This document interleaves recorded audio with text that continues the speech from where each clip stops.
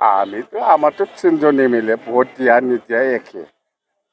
না দিলেও এনে জিতে যাবো দিলেও একে কোথায় তুই প্রমোদ বড়াই আমি যদি ভোট দিয়ে প্রমোদ বড়াই আমার অলপ মশলা মছলি দিলে ভাল পাব আমার MLA সকলে নিদে নাহি বজাৰৰ পৰা আগতীয়াকৈ আমি UPPL হিচাপত আমি প্ৰত্যেকটো বিধায়কৰ কাৰণে 1 কেজিকৈ টোটেল 3 কিলো মছলা আমি বজাৰৰ পৰা আগতীয়াকৈ কিনি থৈছিলোঁ কিন্তু এতিয়া পৰিৱেশটো সলনি হৈ গ'ল এতিয়া আমাৰ UPPL দলৰ মুৰব্বী প্ৰমোদ বড়ো ডাঙৰীয়াই বিনা প্ৰতিদ্বন্দ্বিতাৰে আনকণ্টেষ্টেড তেখেতে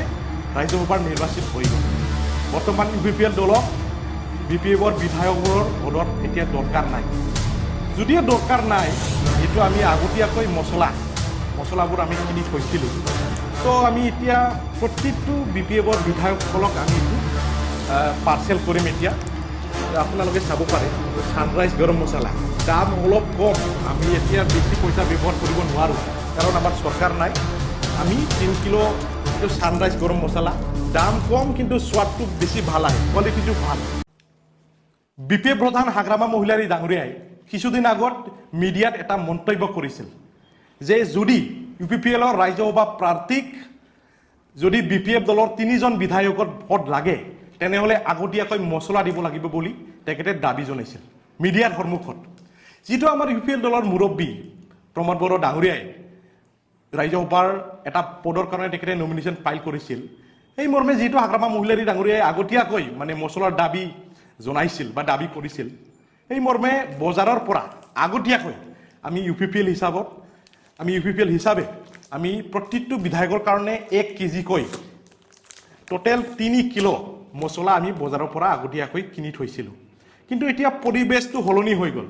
এতিয়া আমাৰ UPPL দলৰ মুৰব্বী প্ৰমোদ বড়ো ডাঙৰীয়াই বিনা প্ৰতিদ্বন্দ্বিতাৰে আনকণ্টেষ্টেড তেখেতে ৰাজ্যসভাৰ নিৰ্বাচিত হৈ গ'ল বৰ্তমান UPPL দলক BPFৰ বিধায়কবোৰৰ ভোটৰ এতিয়া দৰকাৰ নাই যদিও দৰকাৰ নাই যেটো আমি আগতীয়াকৈ মছলাবোৰ আমি কিনি থৈছিলোঁ তো আমি এতিয়া প্ৰত্যেকটো BPFৰ বিধায়কসকলক আমি এইটো পাৰ্চেল কৰিম এতিয়া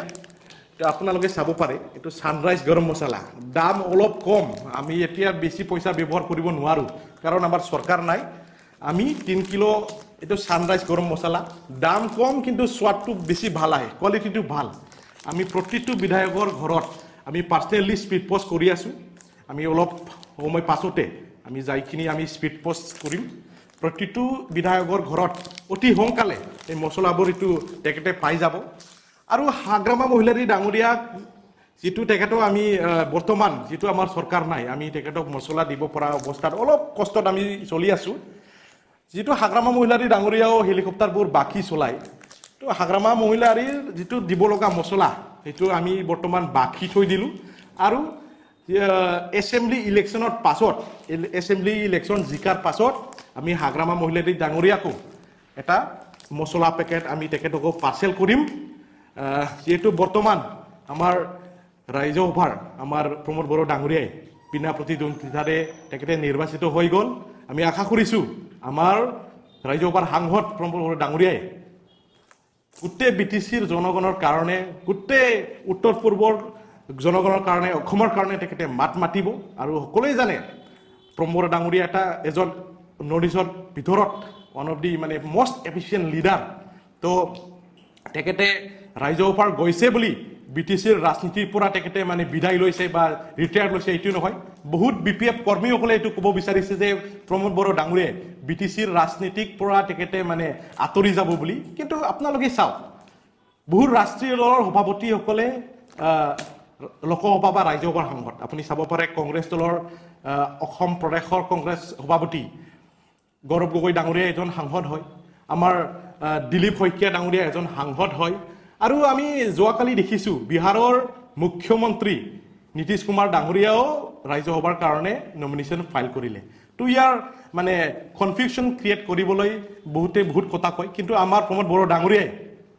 দিনে নিশায়ে কেৱল BTC বাকী ৰাইজৰ কাৰণে চিন্তাধাৰা কৰে অসমৰ ৰাইজৰ কাৰণে চিন্তাধাৰা কৰে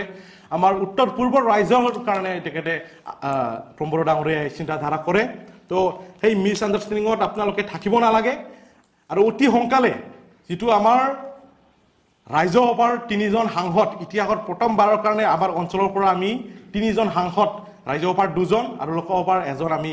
এতিয়া পাবলৈ সক্ষম হৈছোঁ আৰু অতি সোনকালে যিটো 125th এমেণ্ডমেণ্টৰ কাম বাকী আছে এইটো প্ৰমোদ ডাঙৰীয়াই নিজে পুৰা নেতৃত্ব লৈখিনি তেখেতে 125th এমেণ্ডমেণ্ট পাছ কৰাৰ কামটো তেখেতে অতি সোনকালে সমাপ্ত কৰিখিনি বিটিআৰত এটা মানে ৰাজনীতিক পৰিৱৰ্তনটো তেখেতে সলনি কৰিব আৰু এইটো আপোনালোকে আশা কৰিব পাৰে এইটো 100% হৈ যাব আমাৰ ইউপিপিএল দলক মই আমাৰ সকলো কাৰ্যকৰ্তা বা নেতাসকলক এটা ক'ব বিচাৰিছোঁ যে আমি আমাৰ যিটো সপোন আছিল এইটো বাস্তৱিক ৰূপত আমি পাবলৈ বেছি দিন নাই আৰু তো অন্তত বিধায়কসকল বিধায়ক ডাঙৰীয়াসকল আপোনালোকে চিন্তা কৰিব নালাগে আপোনালোকে অতি সোনকালে এইটো ছানৰাইজ গৰম মছলা বহুত ভাল কোৱালিটি আপোনালোকে পাবলৈ সক্ষম হ'ব ধন্যবাদ